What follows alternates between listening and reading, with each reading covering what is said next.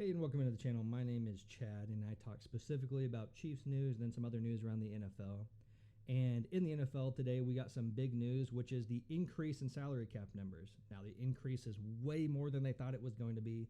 It actually increases $30 million between 2023 to 2024, which with projections, that's about a $12 million increase than most people thought it was going to be, which if you're a Chiefs fan, that's really good news because we've been talking a whole lot about re-signing Chris Jones and can they re-sign Sneed if they re-sign Chris Jones, etc. And that means the Chiefs' current cap space actually sits at a little over $28 million, which is great because they're going to need that to keep both of those guys if they want to. Chris Jones is going to be estimated about $28.4 million via Spotrek. I think that might be right. I think it could be as low as $26 million. The highest paid defense tackle in the league is actually Quinnen Williams at $24 million a year, and Chris Jones is going to want to be the highest paid defensive tackle in the league, which he does deserve. He's a monster on the Chiefs. He's the centerpiece of that defense, and I think the Chiefs need to keep him. But that is a hefty price tag, $28 million a year, which moves on to Sneed, who is estimated about $16.3 million a year via Spotrek, which I think is also right. I think he'll get about $16 million a year. But you look at those numbers and you say, well, that's a lot higher than $28 million that the Chiefs have, but how you can avoid that is through signing bonuses. And I think that's what they'll end up doing when you resign guys like that you know are going to be a part of your future for a little while, and Chris Jones and Sneed. So how signing bonuses work is you give the person a signing bonus, which they get typically all up front. So we're going to use, for example, a 4-year contract with a $20 million signing bonus. So that signing bonus of the $20 million is going to be evenly distributed throughout all 4 years of that contract. So every single year, $5 million will be counted against the cap because of that signing bonus. Even though they got it all up front, all 4 years is going to be $5 million against the cap just from the signing bonus. Now, typically what that means is if you give somebody a $20 million bonus up front, like say a Chris Jones, then they're willing to take for that first initial year a much less intensive cap hit for their base salary. So say Chris Jones is valued at $28 million. You give him a $20 million signing bonus. He'll take an $8 million cap hit for his base salary in that very first year. So he'll have a base salary of $8 million, and because that signing bonus of $20 million is evenly split between the $4 million, there'll also be a $5 million cap hit from the signing bonus in that first year. So it'll be about $13 million instead of the $28 million that he's valued at, if that makes sense to you.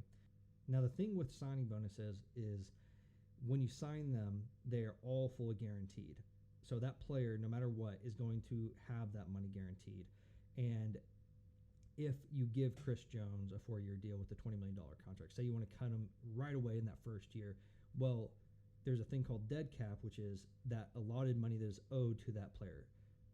Now, because you cut him in the very first year, all $20 million of that dead cap of that signing bonus is owed right then and there. Even though you have already given it to him, that $20 million is going to count against your salary cap. Even though he has a base salary of $8 million, because he has guaranteed money of $20 million in that first year, it's going to be a negative $20 million cap that you cannot use for your salary cap.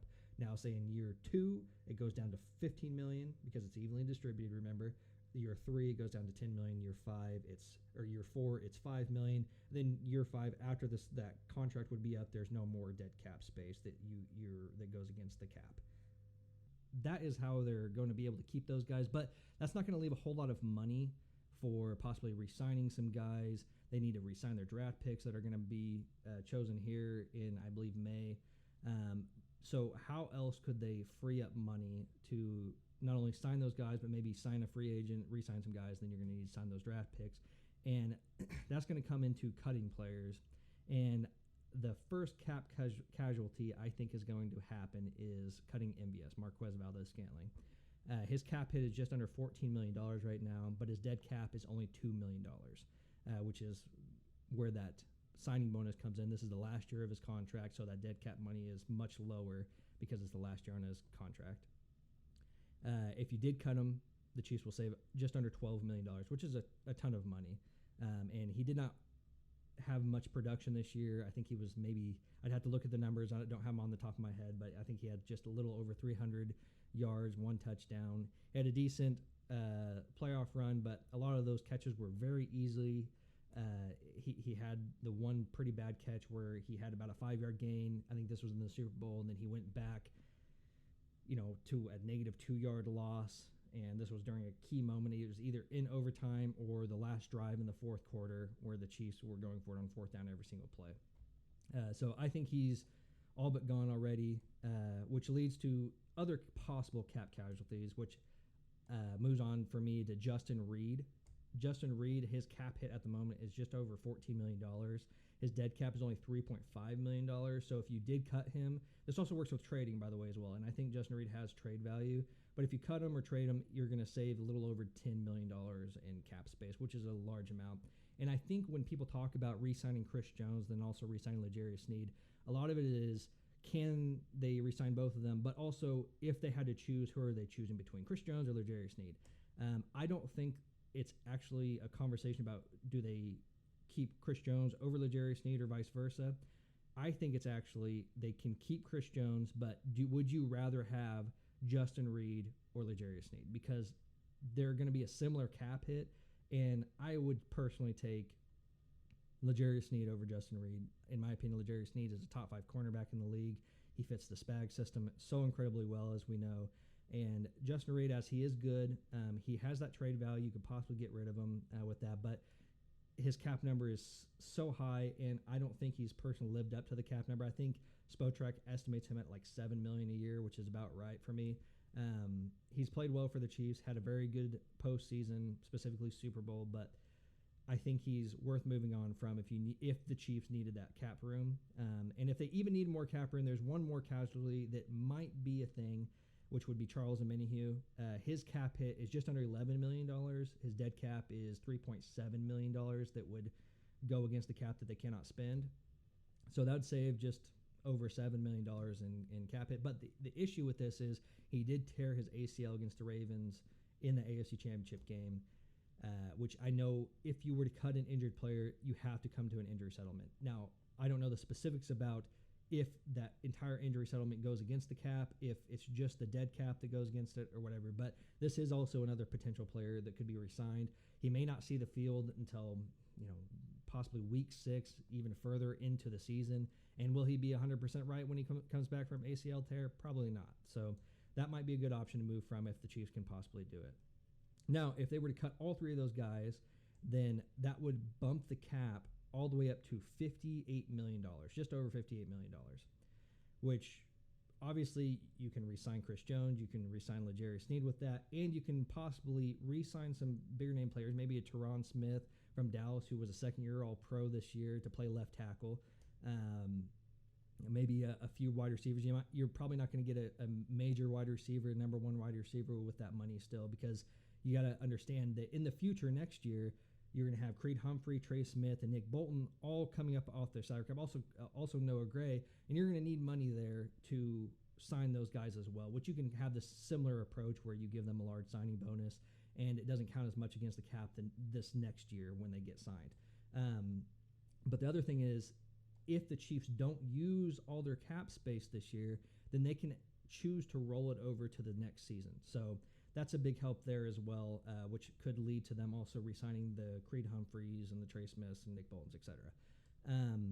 Now, there is an interesting take that I've seen, which is with the Mahomes contract deal. He could possibly restructure his deal. Currently, what he would have to do is he would convert his base salary into a vet minimum, which looks like it'd be $1.2 million to minimum salary, and then convert his roster bonus, which is almost $35 million, into a signing bonus. And they claim that it would reduce his current $58.6 million cap hit to around $23 million. Now, that's a huge amount of money that they could possibly save with that. I think with a lot of these moves, like cutting either an MVS, maybe Justin Reed, and Charles Omenihu, maybe all of them together, I don't think they would need to do that this year, because I think they'll have the cap money to re-sign Sneed, Chris Jones, and then also possibly be able to sign some new guys, and then be able to re-sign a few smaller name players like maybe a Mike Edwards or a Mecole Hardman. I think what they should do is maybe wait for that option, if that is an option, for next year when Creed Humphrey and the Trey Smith Nick Bolton and Noah Gray come around, where you're going to have to pay them. They could always obviously give them the same kind of signing bonus idea of how you did with Chris Jones and Sneed. But if you did pop that Mahomes bubble next year to help sign those guys, I think you'd be better off, because I think they have the ability to actually re-sign the guys they need to re-sign this year. And I think that Mahomes bubble is just a break glass just in case type thing. So do you guys agree with me? Do you think the Chiefs can keep Chris Jones and Sneed like I believe, with all those cap moves, with cutting the MBS's, Justin Reeds, possibly Charles Minihughes, and then also giving them a larger signing bonus up front with that extra cap fluff that the NFL gave that we weren't expecting? Or what do you think about the cap casualties? Would you want to cut all three of those guys? Or are there specific guys you only want to cut, like Justin MVS, maybe keep a Justin Reed, try to restructure a deal with him possibly, or maybe you want to trade Justin Reed away, etc. So let me know what you guys think. Thanks for watching the video. Hope you had a good time, and I'll be making some future videos here soon. Let me know how we did.